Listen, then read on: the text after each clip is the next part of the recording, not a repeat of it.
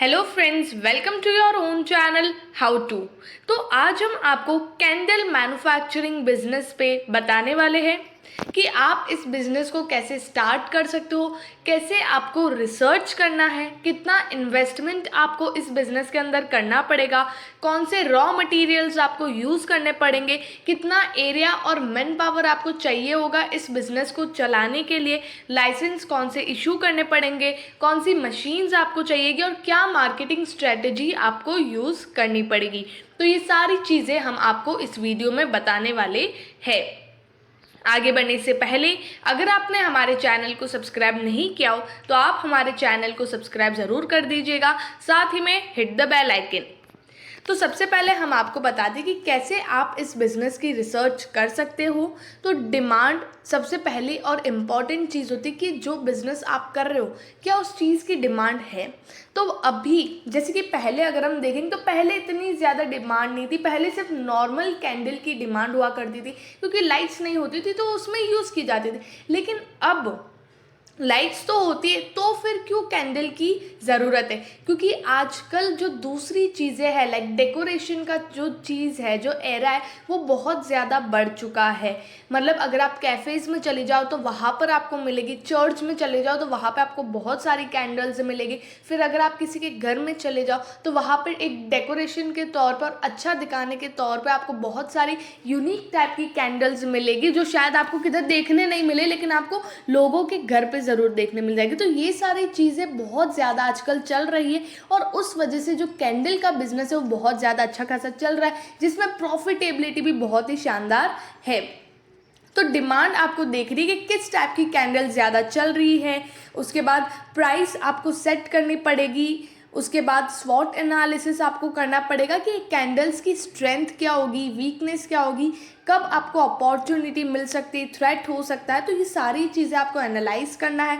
Competitors आपको देखने हैं कि आपके सिटी में लाइक कितने ऐसे मैन्युफैक्चरर्स हैं जो ये सारा काम कर रहे हैं। कस्टमर सर्वे इसमें इतना इम्पॉर्टेंट नहीं है। ये सारी चीज़ें अगर आप खाने का बिजनेस अगर आप करते हो तो उसमें कस्टमर सर्वे इम्पॉर्टेंट होता है एक टाइप से, लेकिन ऐसे सब बिजनेस में कस्टमर सर्वे इम्पॉर्टेंट नहीं है। तो ये चीज़ अगर आप करते हो, ये बिजनेस रिसर्च आप इस तरीके से करते हो, इनके आंसर्स अगर आपके पास होते तो आप मतलब एक स्टेप आगे हो, मतलब आप अपने बिजनेस की शुरुआत कर सकते हो। अब यहाँ पर टाइप्स देखेंगे तो यहाँ पर पैराफिन वैक्स कैंडल्स है, सोइफ वैक्स कैंडल्स है, पाम वैक्स कैंडल्स, बीस wax candles, bayberry wax candles, liquid wax candles. ये तो सिर्फ 5 से 6 नाम है, लेकिन अगर आप टाइप्स देखेंगे तो इसमें बहुत सारी अलग अलग टाइप्स की कैंडल्स अवेलेबल है। अगर आप गूगल भी करते हो तो आपको बहुत टाइप की कैंडल्स और डिफरेंट टाइप्स की, इनोवेटिव टाइप्स की कैंडल्स आपको मिल सकती है और उन सब से आप अपनी खुद की यूनिक कैंडल्स भी बना सकते हो। अगर आपको डिज़ाइन करना आता है, अगर आपको इनोवेटिव सोचना आता है तो आप स्टार्ट कर सकते हो।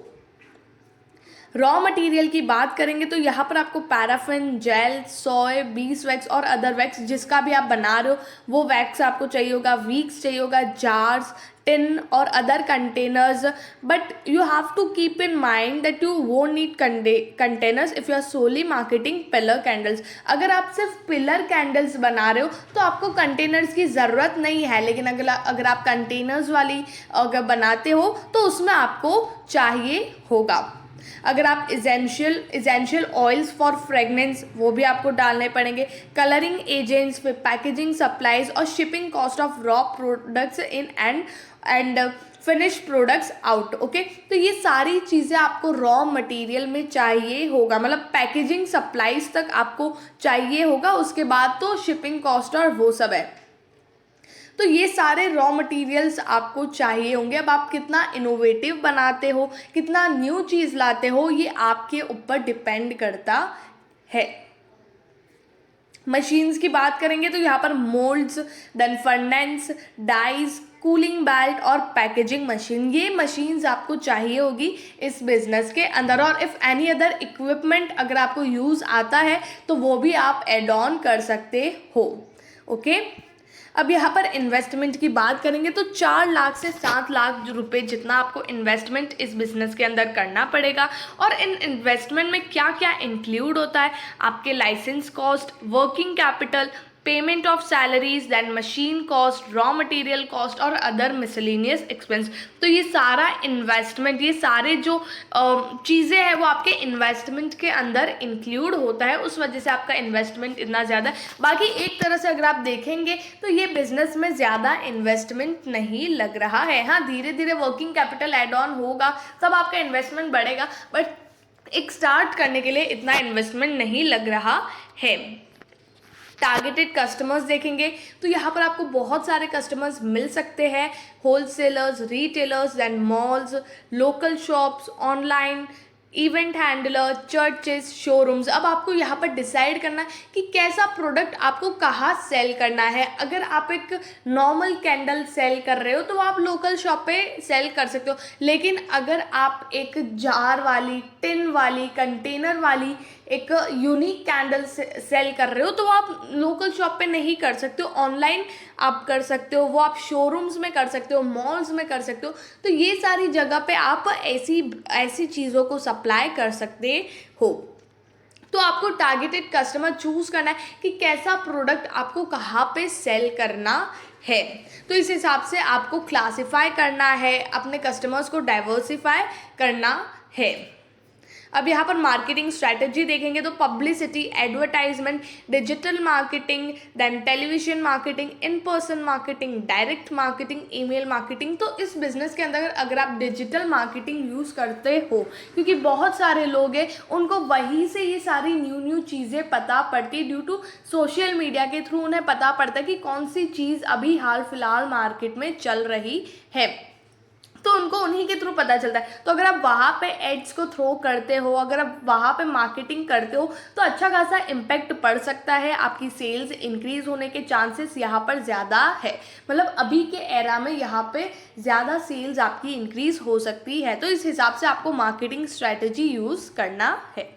एरिया की बात करेंगे तो 1000 to 1200 स्क्वायर फीट एरिया आपको चाहिए होगा, जिसमें से 7 से 12 लोग आपको एज अ मैन पावर चाहिए होंगे। अगर इससे कम मैन पावर में आपका काम चल जाता है, अगर आपके पास एफिशिएंट वर्कर्स है जो कम मैन पावर में अगर आप अच्छा काम कर लेते तो इट्स बेटर कि आप कम मैन पावर रखें। It's all depend upon you और on your workers.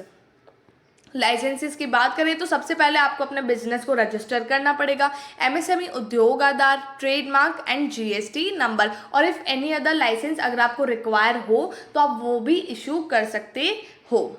At last हम बात करते हैं प्रॉफिट्स की। तो इस बिजनेस के अंदर 40 to 50% के रिटर्न्स आपको इस बिजनेस के अंदर मिल सकता है, लेकिन अगर आप अपने प्रॉफिट्स को दूसरे मैन्युफैक्चरर से कंपेयर कर दो तो वो, क्योंकि सबके प्रॉफिट्स अलग अलग आते हैं, क्योंकि सबके production cost, machine cost, raw material cost, miscellaneous expense, other factors, ये सबके अलग अलग होते हैं, मतलब सबकी कॉस्ट अलग अलग आती है, तो उस वजह से प्रॉफिटेबिलिटी डिफरेंट होती है। लेकिन अप्रॉक्सीमेट अगर हम बात करें, स्टार्ट में आपको इतना प्रॉफिट नहीं होगा, बट धीरे धीरे आपको 40 to 50% रिटर्न इस बिजनेस के अंदर मिल सकता है।